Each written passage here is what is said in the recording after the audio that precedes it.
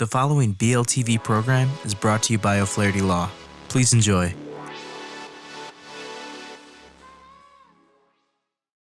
Well, hey, everybody. Welcome back to this episode of the Caesar Business Podcast. My name is Bryan McDonald, and today I have on with me Kevin Banet from Senior Savvy Marketing. And what we're going to be doing is talking about how SEO can work for your small business. And as everybody knows here, the reason for this podcast is because we help small business owners grow their business through tactics, strategies, skills with the Caesar Business Podcast. So I'm grateful everybody's here to tune in today. And Kevin, why don't you go ahead and give everybody a background to you and what you have going on at Savvy Senior Marketing. Sure. Yeah. Thanks for having me on the show, Bryan.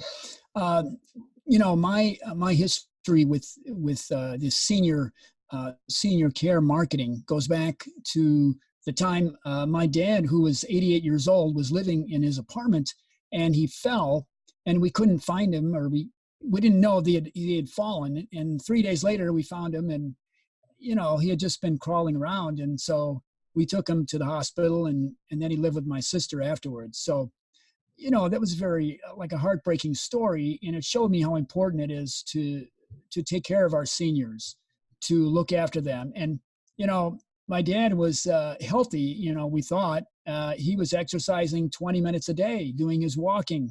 So we thought, what's wrong? So that's the importance. That shows you the importance of having a regular home care person come in if you can't do it. And they often spend maybe 4 hours a day or longer with the client, so that these things can't happen. And so other the activities of daily living can be carried out. So I provide marketing for these home care agencies. So, and then what's your background in marketing then? It sounds like you have passion for that senior market, but I'm assuming you were doing some marketing before. Sure. Yeah. I started out as a newspaper reporter. So I have kind of a news angle on a lot of things that I do. And I work for the Sun Journal newspaper in the Chicago suburbs. And then I went into public relations. I worked for a good number of Catholic organizations, learned how writing and editing and publishing and printing. Also, then I learned about how to build a website, how to build databases. And so it was like the technology and the writing kind of integrated, both areas. So that gives me, I think, a pretty strong background, because today it's so much relies on technology, the internet. And you do a lot of small business, so you have a lot of background in small business marketing, correct? Yeah, exactly. And I'm a small business person myself. The thing is, there's a lot of frustration out there. Marketing is a big part of any business. And especially with the internet, it's so overwhelming. It's so technical, and just about everybody has their website up. But what can you do beyond that? And of course, I realized that, a website and the internet is only one type of marketing. You have your salespeople, you have your online and offline paid advertising, you have Facebook and social media and all this, and YouTube, and people often get frustrated. They try one thing or another, they kind of bounce around, and it's hard to tell what's going to work for them. So, yeah. That makes complete sense, right? So you got to understand the full picture when it comes to a small business and what's going on, right? Exactly. Yeah. So I'm not here to just push search engine optimization as the only way of marketing.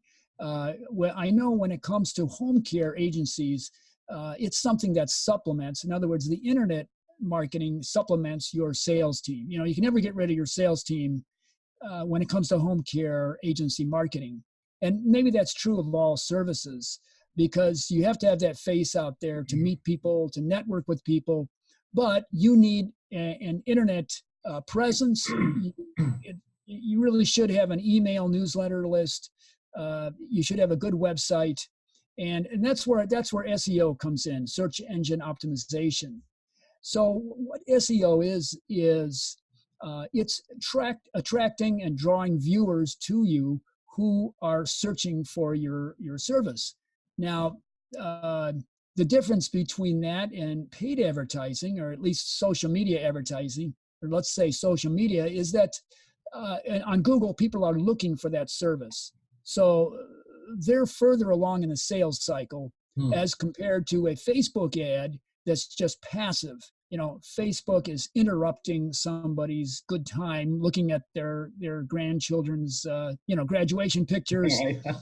So the people who respond to the freebie or the white paper, they have a mild interest in it, but they're not as much interested as somebody who's on the search engine actually looking for something and oftentimes ready, closer to buying that service. So that's why I focused on SEO. I think it's a very good thing to have.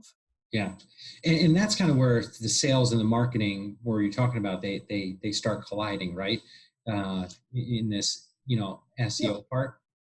Yeah, SEO also involves to make your website a better sales tool, and somebody whom your salesperson meets. They might check you out on Google to see how high you come up on the search, and plus it's SEO brings in new people as well. Now what we're doing right now is conducting a little study, an informal study, to find out how many home care agencies are really using SEO. Okay. So what we've done, we have a software tool. We type in like home care agency Palatine, Illinois, or Downers Grove, and we see where that home care agency comes up. Sometimes it's on the first page, number one. Well, they have an SEO program in working, and sometimes it's position 7 or 8, but a lot of times it's not even on the first 100 pages. Wow! So then we know that they do not have any kind of SEO program. And I'll give you a little bit of data here. This is just a very small, the beginning part of this study, but we found that about almost 50% of home care agencies come up ranking on page 1 on Google for home care agency, their town. You see, so they have, they on page 1. They have an SEO program in place, and about 40% are not even on the first 10 pages. So they're kind of lost in the dust. I understand if they're pursuing another marketing program, that's fine, but they might be missing out on a lot of traffic and a lot of potential clients. And so this, if this is true of home care agencies, I imagine that it's true for a lot of service companies. Mm-hmm. And there are ways to figure out where you come up for various search terms. So the SEO program, it really involves, it's a monthly effort where you're basically building up content, good, helpful information, long articles of, 500 to 1,000 words, 2,000 words, to track the Google engine, and also backlinks from relevant websites and articles carried by your local press. And so there are other factors too, good reviews by people, Yelp and Google My Business and Better Business Bureau. Google sees everything.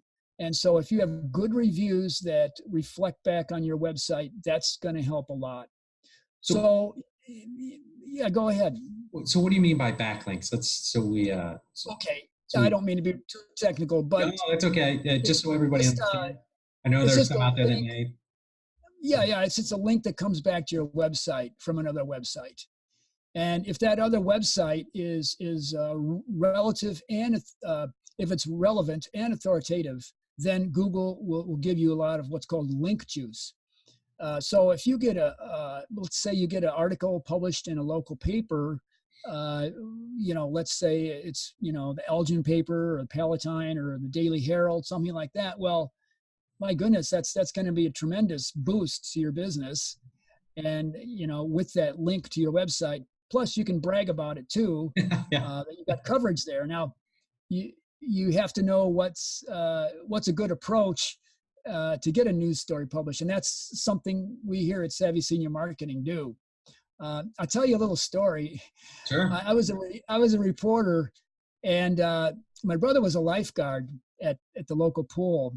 And he says, we have this Christmas in July event. And, I think I'm going to call up the paper. And I said, well, I said, you could try it, they might ask you to write a press release. And anyway, he called up the paper where I had recently worked. And they liked the idea. They sent a photographer out there and a reporter and got a nice story. And so the pool got a lot of publicity out of that. So, the idea is clever. I mean, Christmas in July, and visually it's good, because you have this Santa Claus right there by the poolside. I don't think they had color photography back then, so he didn't shine forth in his red suit. But a kind of a gimmicky idea or something new, something that's a trend in the news and the local take on it. What is your business doing about this news? So you have to have kind of a news sense for that. And then, you contact the paper and see what you can do. That sounds like an awesome idea for somebody to get some exposure offline and online, right? Mm-hmm. Yeah, exactly. Yeah.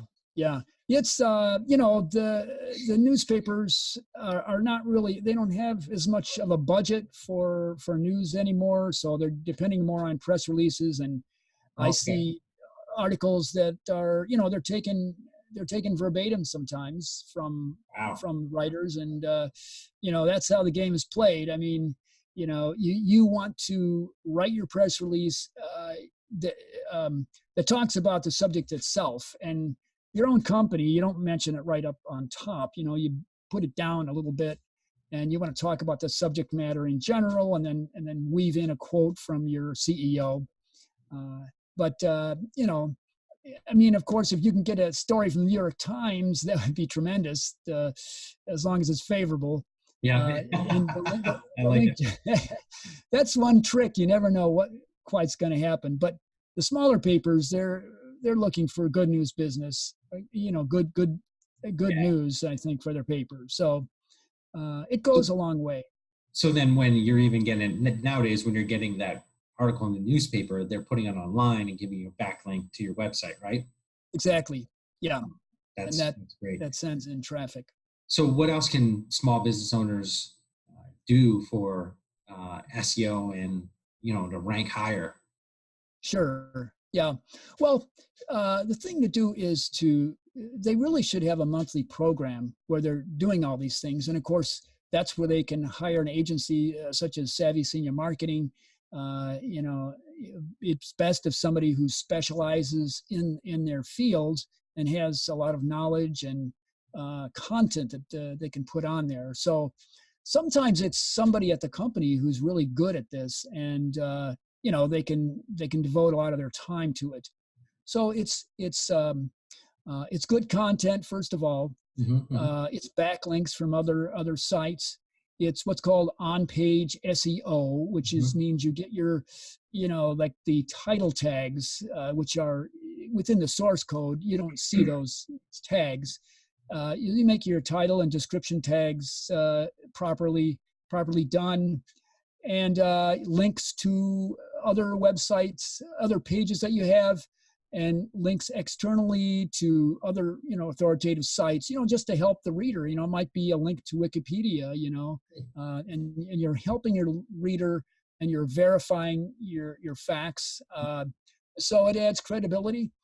Things like infographics now are highly regarded by Google.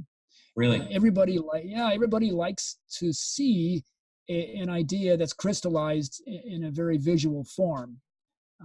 And and so, Google follows follows what people like. So, there's social media is important. I know that there's a lot of complaints about Yelp because bad reviews tend to percolate to the top, and that's true.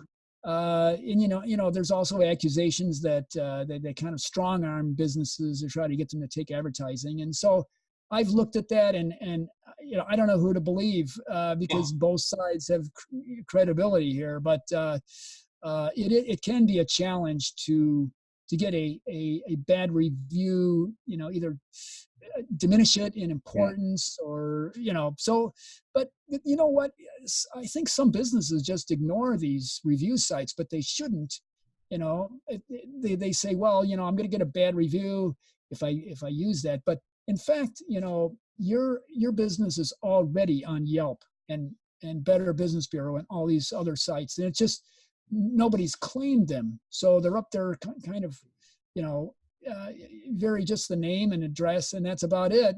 So you might as well get on there, get your photos up there, ask your happy customers to give you a positive review, and it'll help you. And a lot of these review sites are free anyway, so people might as well make use of them.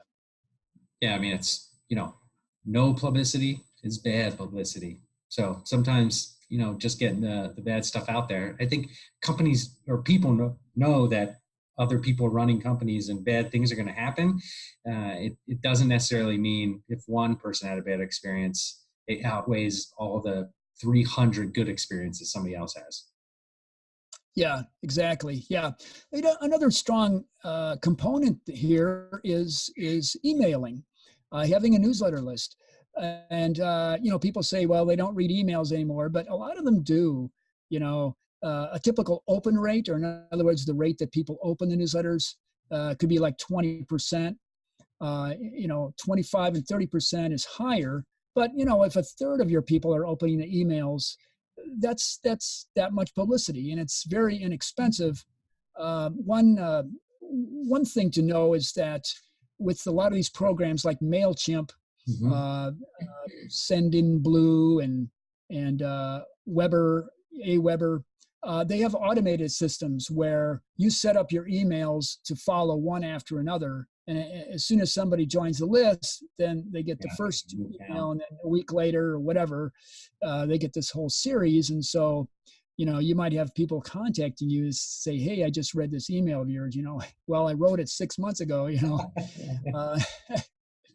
So, I like it. You can see who is opening your emails. You can see how enthusiastic of a subscriber they are. MailChimp gives a 5-star rating system where, your 5-star subscribers are opening emails maybe 60% of the time or more, and they're clicking on the link inside. One time, I was going through the emails of a newsletter that I had sent just like the day before, and I saw that this one person I knew, they opened it at 10:13, and it was now 10:14. I realized, oh my gosh, they just read this, and so I called them up right away, and I got the job. I was able to do a sales program for them. Awesome. And the woman said, I was just reading your email. Funny. I know. Funny you say that. Yeah. Well, cool. Well, listen, I appreciate you sharing all your wisdom and information here. I know it was useful for me, and I trust it's useful for all the listeners and the people watching. So why don't you quickly share how people can get a hold of you? And before we do that, just let everybody know, even if you don't write this down, we'll be sharing all what Kevin is about to say anywhere this audio or video is posted. But just want to reassure everybody that. But Kevin, go ahead, share with how people get it. Okay, yeah, thanks, Bryan. Just go to savvyseniormarketing.com, Savvy Senior Marketing, and you'll find me and read what you have there. Join my marketing newsletter list, and or give me a call that's listed on the page. And my email is kevin@savvyseniormarketing.com. Awesome. Well, Kevin, again, thank you. And I want to thank all the viewers and listeners for coming back to this episode of the Seize Your Business podcast. Again, I'm Bryan McDonald from OnPurpose Growth, a partner in OnPurpose Growth. And what we do is we help people grow their revenue. So if there's anything that you'd like to learn about what we do, all my information is shared here, or you can reach out. I do a lot on LinkedIn, so hop on over to LinkedIn and meet me there. Thanks again, and we'll see you next time. Take care. Thanks so much for watching our video. If you have any questions, feel free to comment below. Click the subscribe button for new videos every week, and download and review us on iTunes. Visit learn-about-law.com for other legal-related articles and videos. Visit our business podcast and video blog, seizeyourbusiness.com, and visit Making Real Estate Fun for real estate videos and podcasts. Call us at 630-324-6666 for a free consultation.